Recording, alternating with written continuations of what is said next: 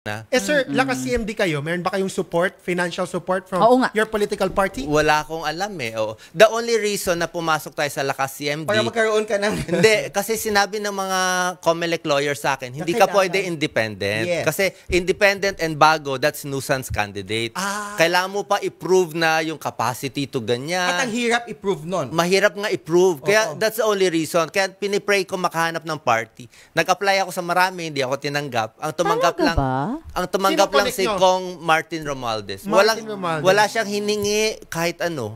Wala kang utang na loob, sir, if ever? Wala eh. Siyempre, alam mo naman, yung loyalty natin sa party, doon lang sa tao eh. Manuel L. Quezon! Kung meron sila papagawain na hindi ko kaya, di mag-excuse na lang ako, aalis na lang ako or something. Diba? Pero malaki utang ko sa kanila na tinanggap nila ako at nakasali tayo. Yun lang ang reason. And siguro naman meron din silang delikadesa na isipin nila na talaga hindi sila hihingi ng kapalit doon because illegal. Because what Doc Willie is doing is actually, you know, he's securing one Filipino at a time. Na kahit alam natin hindi natin kayang tulungan ng lahat, pero at least kahit may matulungan kang isa, dalawa, tatlo, at pag senador ka, mas marami. Para sa'yo, what is the greatest health problem in the Philippines?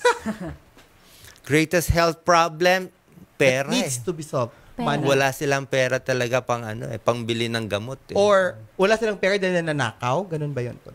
Tama ba yun? Or ayoko magsalita sa iba eh. Sabi ko nga ito, pag-campaign ko, hindi ako babatikos kahit kanino eh. Talagang focus lang ako dito sa health. Siyempre, kailangan mo majority, minority. Bakit ko kailangan magbatikos para tumaas ang rating? Hindi na. Tutulong lang tayo.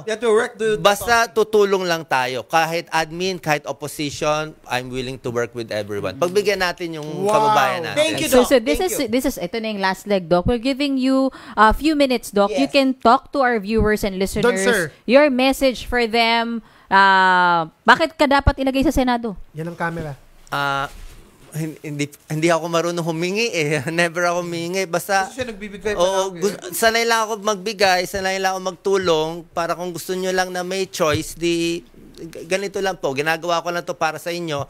Hindi ko kayo lolokohin, hindi ko kayo bobolahin. Mahirap nga to eh. Actually, walang upside sa akin ng pagtakbo. Kasi, masisira pangalan mo, masisira health mo, maraming magbabash sa'yo. Pero ginagawa ko to kasi kailangan ko talaga tulungan sila eh. Parang ito itong mission ko eh. I have to do it. Alright. And hindi ka plastic ka niyan because ginagawa na niya ng matagal. Hindi po to for election purposes. Kaya oo nga po. Ako po ay nakikiusap sa mga Pilipino na wag naman tayong trapo palagi ha. Linisin naman natin. Doktor naman kahit papano. Anong number nyo, Doc, sa balota? Pabago-bago number ng COMELEC eh. Matitingnan provisional natin. pa lang. Alright. So maraming salamat, Dr. Willie. Thank you so much for your time. Attorney Bruce, Attorney Jess, thank you. More power sa inyo. I'm a convert. Diyan lang kayo. I supported you na. I've always been. No, I supported you na pero grabe yung mga sagot ngayon. Bilib na bilib ako.